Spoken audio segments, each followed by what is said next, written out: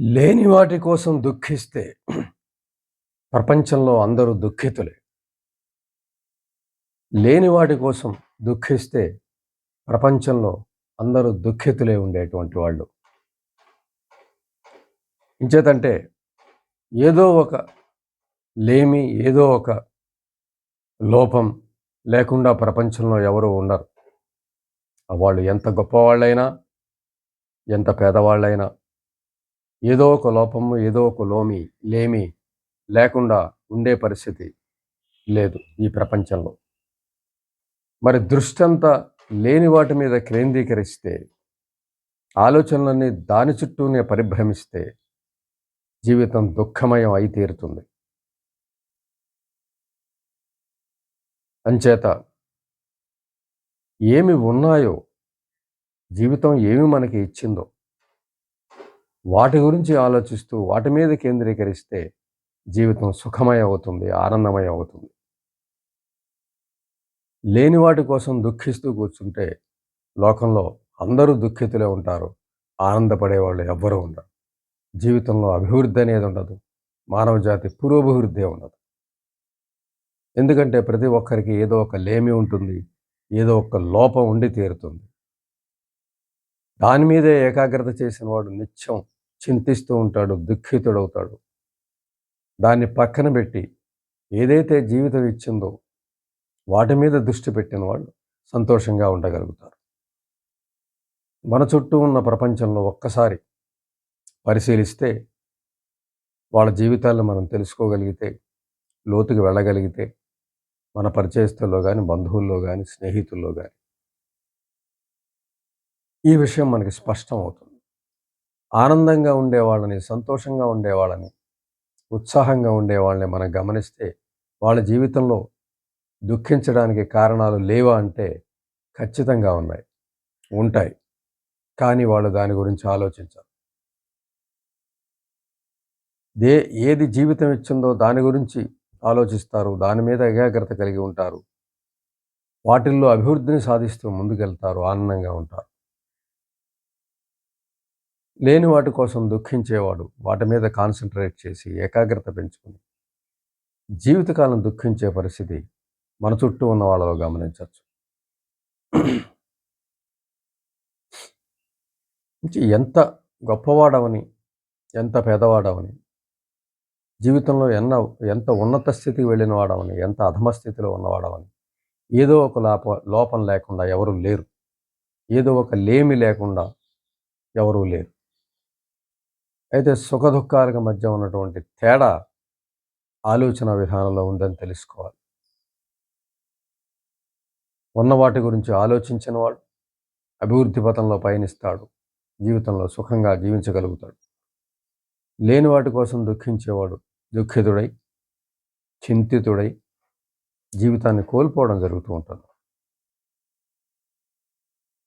అంచేత లేమి గురించి, లోపం గురించి ఆలోచించడం పక్కన పెట్టి మనకేమున్నాయో, మన శక్తులేమిటో, మన యుక్తులేమిటో, మనకున్న అర్హతలేమిటో వాటి గురించి ఆలోచిస్తూ వాటి మీద ఏకాగ్రత పెడుతూ వాటిని పురోభివృద్ధిలో పయనింపజేస్తూ తద్వారా మనం కూడా అభివృద్ధిలోకి రావచ్చు అనే విషయాన్ని తెలుసుకు తీరాలి.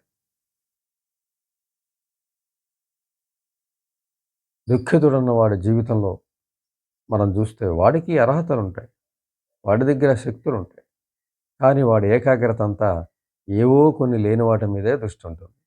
వాటి గురించి చుట్టూనే ఆలోచించడం, వాటి గురించే మిగిలిన వాళ్ళతో పోల్చుకోవడం, వాటి గురించే ఆత్మన్యూనతకు గురి కావడం, సెల్ఫ్ కాన్షియస్కి గురి కావడం, అభద్రతకు గురి కావడం, ఈ విధమైనటువంటి మానసికమైనటువంటి అధోగతికి వెళ్ళే పరిస్థితి మన చుట్టుపక్కల వాళ్ళని కొంతమందిని గమనిస్తే తెలుస్తుంది.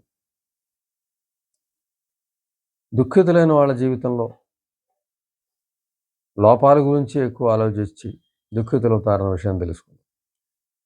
మరి ఈ లోపాలు జీవితంలో సుఖపడే వాళ్ళ జీవితంలో, ఆనందపడే వాళ్ళ జీవితంలో, అభివృద్ధి పదంలో వెళ్ళే వాళ్ళ జీవితంలో లేవా అంటే ఖచ్చితంగా ఉన్నాయి. శారీరక లోపాలు ఉన్నాయి, మానసిక లోపాలు ఉన్నాయి. అయితే వాళ్ళు దాన్ని పక్కన పెడతారు. ఏవైతే ఉన్నాయో వాటి గురించి ఏకాగ్రత తీసుకుని ముందుకెళ్ళడం జరుగుతూ ఉంది. అంచేత జీవితంలో ఏవైతే మనకి కలిగి ఉన్నాయో, ఏవైతే మనకి సహజంగా ఉన్నాయో, వాటి గురించి మనం ఆలోచిస్తూ, ఆ శక్తుల గురించి ఆలోచిస్తూ, వాటిని పురోభివృద్ధిలో తీసుకెళ్ళగలిగితే అభివృద్ధి సాధ్యం. లోపాల మీద దృష్టి పెడితే దుఃఖం అనివార్యమైన పరిస్థితి వస్తుంది.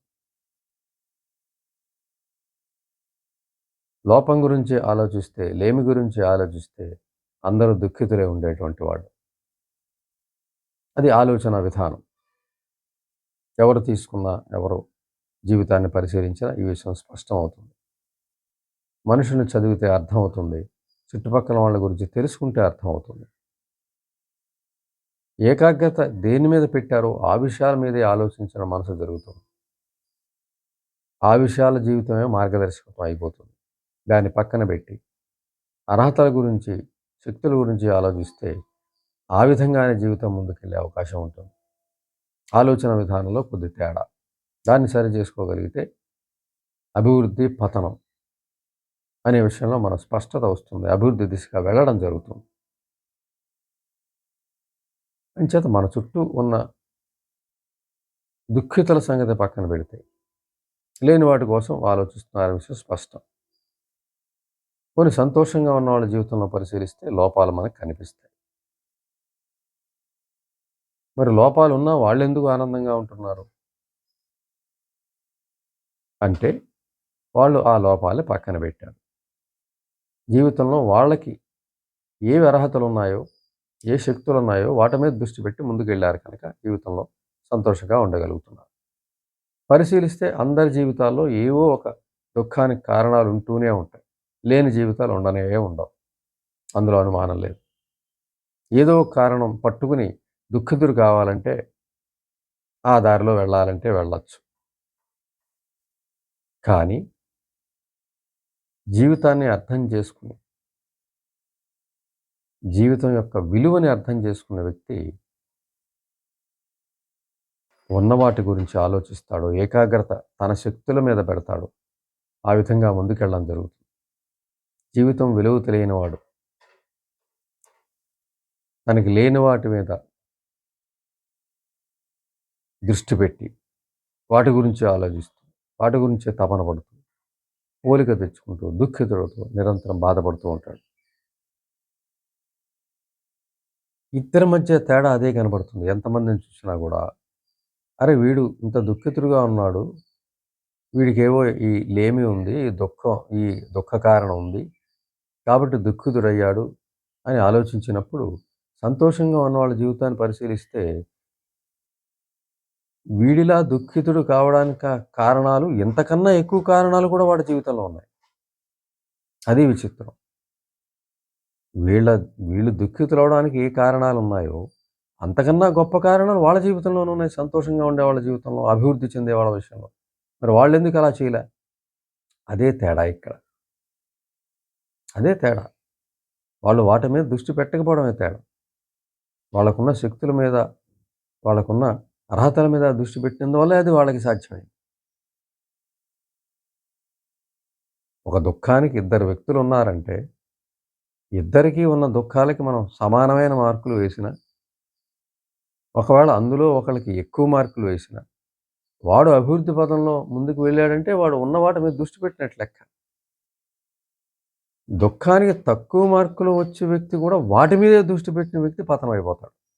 దుఃఖితుడవుతాడు. చూసారా? దుఃఖాలు ఎక్కువ దుఃఖ కారణాలు ఎక్కువ ఉన్న వ్యక్తి అభివృద్ధి పొందడం ఏమిటి? దుఃఖానికి కారణాలు తక్కువ ఉన్న వ్యక్తి పతనం అవడం ఏమిటి? ఇక్కడ ఆలోచన విధానం అంతే. ఒక్కసారి ఇలాగ ఆలోచించినట్లయితే మనకి సంతోషంగా ఉండడానికి, విచారంగా ఉండడానికి కారణం స్పష్టం అవుతుంది. తనకే దుఃఖాలని భావించే వ్యక్తి, తనే తక్కువగా చూడబడుతున్నాననే వ్యక్తి, ఆలోపాల గురించి ఆలోచిస్తున్నటువంటి వ్యక్తి దుఃఖితుడవుతున్నాడు. ఇంతకన్నా ఎక్కువ మానసిక లోపాలు, ఇంతకన్నా ఎక్కువ ఇబ్బందులు ఉన్న వ్యక్తి వీటిని పక్కన పెట్టి, తనలో ఉన్నటువంటి శక్తుల మీద దృష్టి పెట్టి వెళ్ళినవాడు ఆనందంగా ఉంటున్నాడు, అభివృద్ధి పదంలో ఉంటున్నాడు, ముందుకెళ్తున్నాడు. ఈ విషయాన్ని ఆలోచించి తెలుసుకోగలిగితే జీవితంలో దుఃఖం అనేది ఎక్కడా ఉండదు. మనం పట్టించుకుంటేనే అది మనకి దుఃఖాన్ని ఇస్తుంది. మనం పట్టించుకోకపోతే అది పక్కకి పోతుంది. మన జీవితం సుఖమైన మార్గంలో వెళ్ళగలుగుతుంది. అంచేత మనలో ఉన్న లోపాలు గానీ, లేమి మీద గానీ దృష్టిని తగ్గించి, వాటిని పక్కకు నెట్టేసి, ఒకసారి ఏ అర్హతలున్నాయో వీలైతే రాసుకుని, 9 దుఃఖాలున్న ఒక అర్హత ఉంటే చాలు. దాన్ని పట్టుకు ముందుకు వెళ్ళి జీవితంలో అభివృద్ధి సాధించొచ్చు. ఈ 9 దుఃఖాల్ని జయించొచ్చు. అనేది మనం సంతోషంగా ఉన్నవాడి జీవితం నుంచి నేర్చుకోవలసినటువంటి విషయం. వాడి జీవితంలో 9 దుఃఖాలున్నా, ఒక సుఖ కారణం ఉన్నా, అభివృద్ధి కారకం ఉన్నా, దాన్ని పట్టుకుని వాడు అభివృద్ధికెళ్ళాడు. వీడికి ఒకటో, రెండో కారణాలు దుఃఖానికి ఉన్నటువంటి వ్యక్తి వాటినే పట్టుకుని దుఃఖితుడైపోయాడు. ఎంత విచిత్రం జీవితం. అంటే మన ఆలోచన విధానాన్ని సరిచేసుకోగలిగితే తప్పనిసరిగా మనం ఏవైతే అర్హతలు ఉన్నాయో వాటి మీద దృష్టి పెట్టగలిగితే, శక్తి మీద దృష్టి పెట్టగలిగితే 90% లోపాలున్న 10% అర్హతలతో విజయం సాధించవచ్చు. విజేతని గమనిస్తే. అదే సమయంలో ఓ 10%, 20% దుఃఖ కారణాలుంటే దాని మీదే దృష్టి పెడితే 80% శక్తులు వృధా అయిపోయి జీవితం దుఃఖమయం అవ్వడం ఈ వ్యక్తి జీవితంలో గమనిస్తే మనకు తెలుస్తుంది. కాబట్టి ఈ తేడా గ్రహించి తప్పనిసరిగా లోపాల మీద, లేమి అనే విషయాల మీద దృష్టిని పక్కన పెట్టి, తొక్కేసి ఏవైతే అర్హతలున్నాయో 1, 2 అర్హతలున్నా సరే వాటి మీద దృష్టి పెట్టి, ఏకాగ్రత పెట్టి, కష్టపడితే జీవితంలో అభివృద్ధి సాధించవచ్చు, ఆనందాన్ని సాధించవచ్చు.